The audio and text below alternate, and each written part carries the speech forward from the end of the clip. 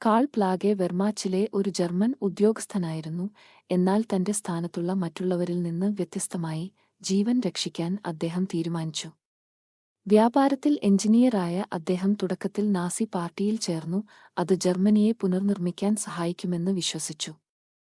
എന്നിരുന്നാലും യഹൂദന്മാരോടുള്ള ക്രൂരമായ പീഡനം കണ്ടപ്പോൾ അവൻ നിശബ്ദമായി ഉള്ളിൽ നിന്ന് ചെറുത്തുനിൽക്കാൻ തുടങ്ങി.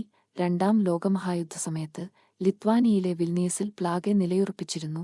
അവിടെ അദ്ദേഹം 562 എന്നറിയപ്പെട്ടിരുന്ന ഒരു പട്ടാള വാഹന റിപ്പയർ ഷോപ്പിന്റെ മേൽനോട്ടം വഹിച്ചു.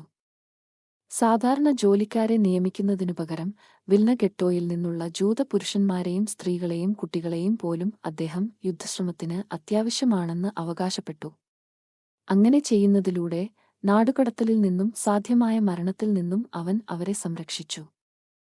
അവർക്ക് ഭക്ഷണവും തടങ്കൽപ്പാളയങ്ങളിൽ അവർ അഭിമുഖീകരിക്കുമായിരുന്ന ഭീകരതയേക്കാൾ അല്പം മെച്ചപ്പെട്ട അവസ്ഥയും നൽകി. യുദ്ധം അവസാനിക്കാറായി. ജർമ്മനി പിൻവാങ്ങാൻ തുടങ്ങിയപ്പോൾ നാസികൾ വിൽനിയസിൽ അവശേഷിക്കുന്ന ജൂതന്മാരെ ഉന്മൂലനം ചെയ്യാനുള്ള ശ്രമങ്ങൾ ശക്തമാക്കി. എന്താണ് വരാനിരിക്കുന്നതെന്ന് അറിഞ്ഞുകൊണ്ട് പ്ലാഗ് തന്റെ പ്രവർത്തകർക്ക് ഒരു നിശബ്ദ മുന്നറിയിപ്പ് നൽകി. SS എത്തുന്നതിനു മുമ്പ് അവർ ഒളിക്കേണ്ടതുണ്ടെന്ന് സൂചന നൽകി.